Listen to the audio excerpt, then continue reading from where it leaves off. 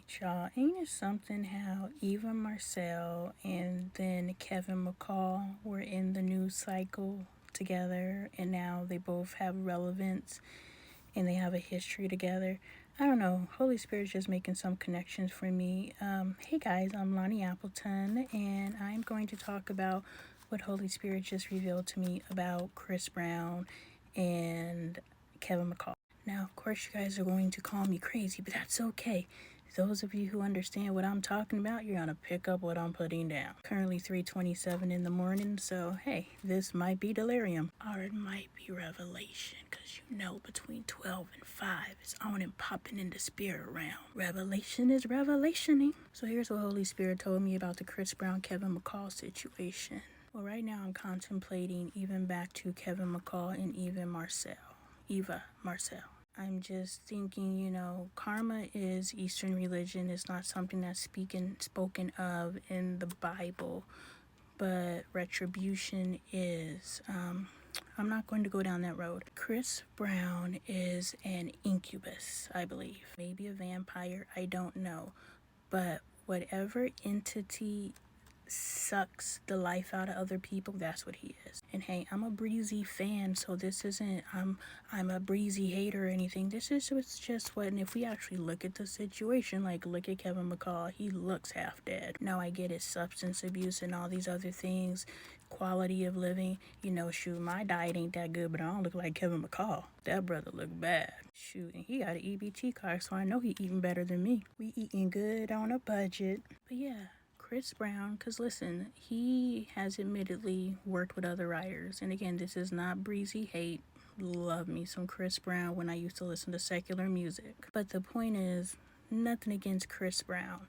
I think just because people say different things that aren't, received as, cheerleading, people think, oh, you're a hater. I'm not a hater.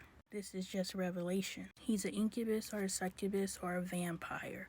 He's admitted to working with other writers. Now, I don't know the situation. Like, I think he worked with Seven Streeter. Let's go look at how she's doing right now. But look at the people who have worked with him and their condition after working with him. People who have dated him and I don't know if it has anything to do with who has dated him. But definitely those who he has written with. And what he does is he sucks the life out of them and then discards them. And that's what happened with Kevin McCall. Because I'm sitting here journaling and I'm talking about people who, okay, you can't sell your soul. Yeah, we know. But your soul is comprised of your mind, will, and emotion, and you can turn over your mind, you can turn over your will, and you can turn over your emotion. And allow entities outside of yourself to manipulate those things. So no, you can't sell your soul, but you can hand that thing over on a contract. And that's what Kevin McCall did, and he handed that over on a contract. And that is why, and he made Chris Brown his God. He may say God, he may say Jesus, he may say whatever he says, but he made Chris Brown his God. We know he made Chris Brown his God because he is in interviews actively saying, Chris Brown, help me. I have gone this low in life because of Chris Brown. That's no accountability, but that ain't got conversation. That's not that conversation. He literally is begging Chris Brown to save him. Not Jesus, Chris Brown. So Chris Brown, that's what he is. He's an energy sucker, and he goes and he links up with these talents. So is Beyonce. He goes and links up with these talents, steals their talent, because he's like, boom, this is what he said in that interview. They could write it, but who gonna sing it like me? And that is a God honest truth, y'all. So he takes their talents as writers, and he can only do what he does because he has his own contract. He didn't make a contract to write. He made a contract to sing. And all these writers are being used up until the industry doesn't need them anymore, and then they're discarded. Kevin McCall is sleeping on his granny's couch with an EBT card with his name on it when he had $8 million.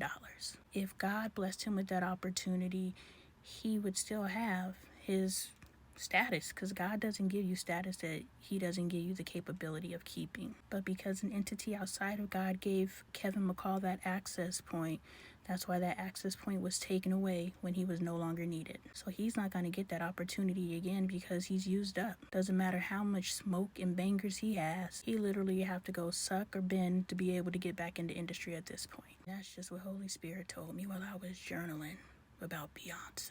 The tea has been spilled in the closet tonight, y'all.